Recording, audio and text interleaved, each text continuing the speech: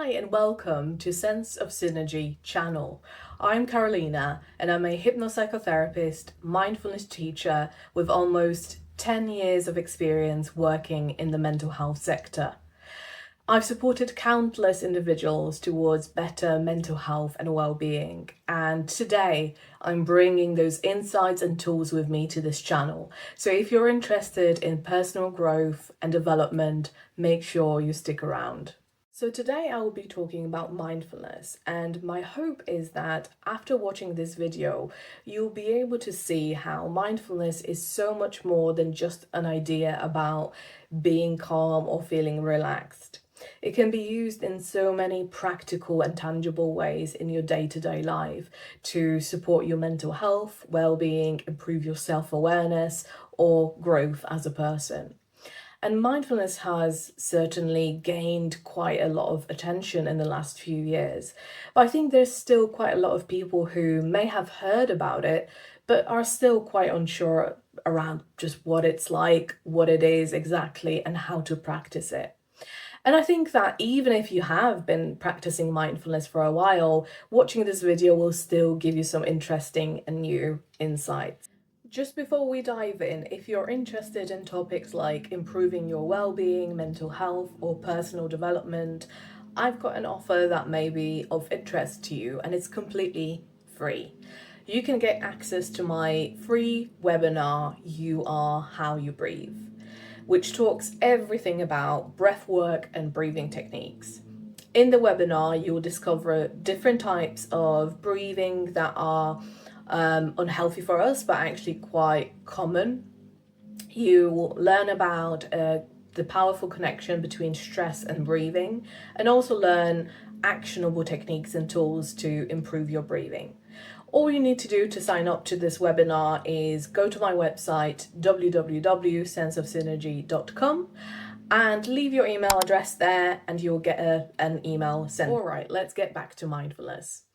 So some of the things that you may have heard about mindfulness may be things like mindfulness is about meditation, mindfulness is about clearing your mind and being in full control of your feelings and emotions, or that mindfulness is about using your five senses to connect with nature when you're having a walk in the park.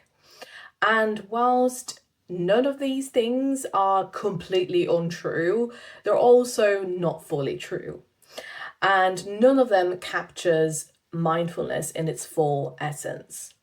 So what exactly is mindfulness then? The Oxford Dictionary describes mindfulness as a mental state achieved by focusing one's awareness on the present moment while calmly acknowledging and accepting one's feelings, thoughts, and bodily sensations. Furthermore, a leading expert in mindfulness, Jon Kabat-Zinn, describes mindfulness using these words: paying attention in a particular kind of way, on purpose and non-judgmentally. Both of these are great definitions of mindfulness, but if you're very new to this topic and you've never done anything like mindfulness before, you might be scratching your head thinking, okay, paying attention in a particular kind of way, non-judgmentally, what does that even look like? Like, how do I do that in practice? So let me give you a much, much simpler definition of mindfulness. Mindfulness is awareness of the present. That's it. If I was to capture mindfulness in a few words like this, it would be this. Mindfulness is awareness of the present moment. And awareness is essentially our attention, right?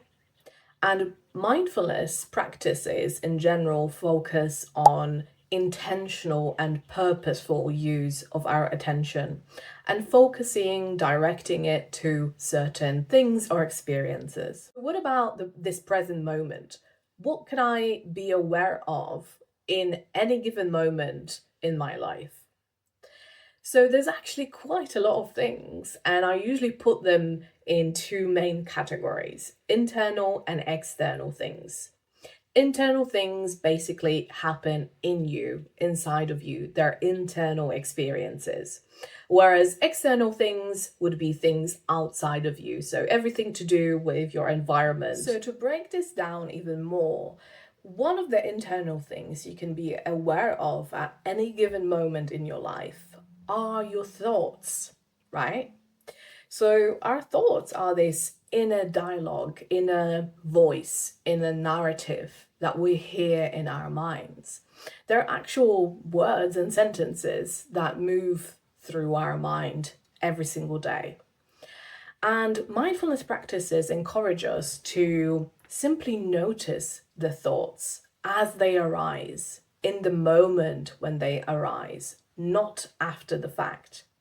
So if I was sitting here and maybe a thought popped into my head, gosh, it's already 4 o'clock. I need to start thinking about cooking dinner tonight.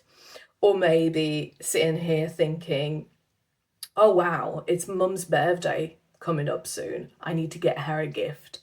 These are examples of thoughts, and mindfulness is about catching them in the moment. Another thing you can be aware of in yourself are your feelings and emotions, right?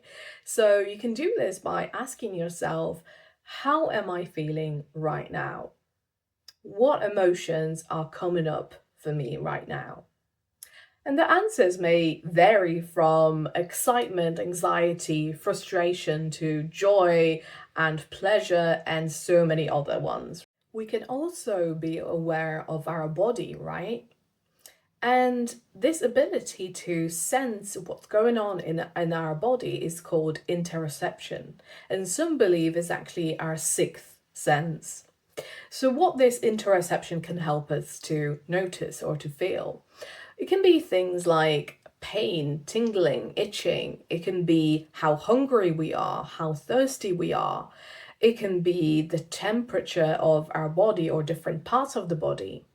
It can even be things like an uncomfortable feeling of like a knot in our stomach or some heat sensation going on in the chest area. Another sensory system that comes into play here is called proprioception.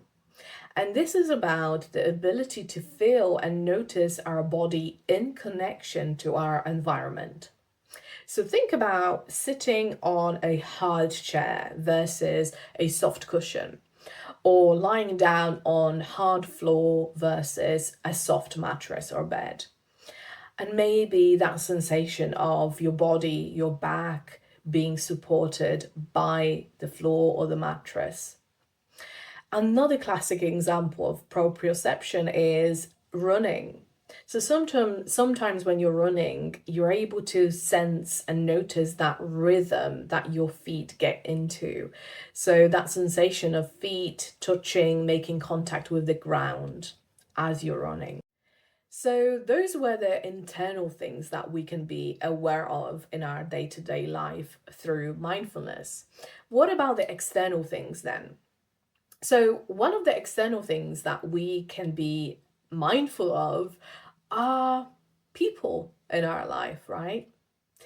And think about this for a moment. How many times have you sat with someone and maybe they were telling you something, describing a situation that was important to them or they worried about something, and you were physically there, you were physically in the situation listening to them.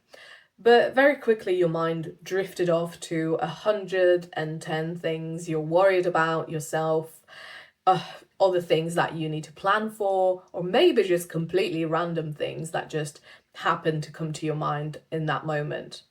So even though you were physically there with that person, you mentally, your mind drifted off and your attention wasn't there with them.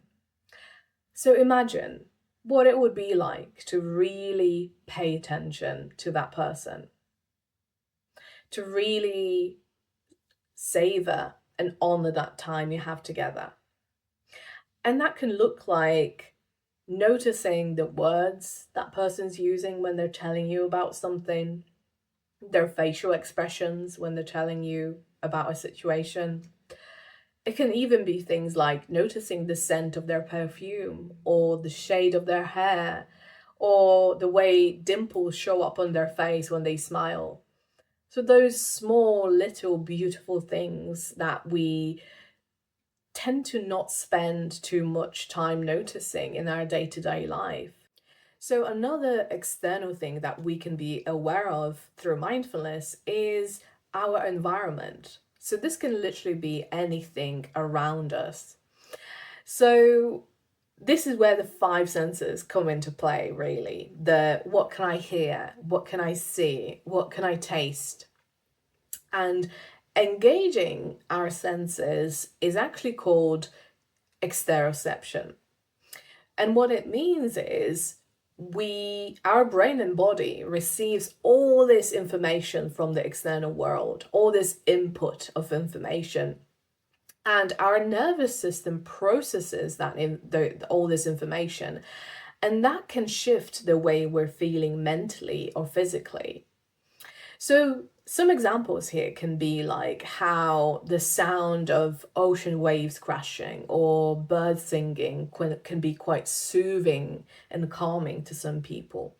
Or maybe there's a color that you like to look at or surround yourself with because it makes you feel more energized, positive, happy. Maybe it's to do with taste. So maybe something like tasting a coffee and noticing the complexities in the flavor, noticing different scent notes or flavor notes like hazelnut, chocolate, something sour, something woody. Those are the examples of how you can use your senses in your day-to-day, even the smallest things, to be more mindful. And finally, another thing that we can be aware of and mindful about are your experiences. And that word pretty much captures everything I already said in this video, but it's about this general sense of, am I present in the here and now?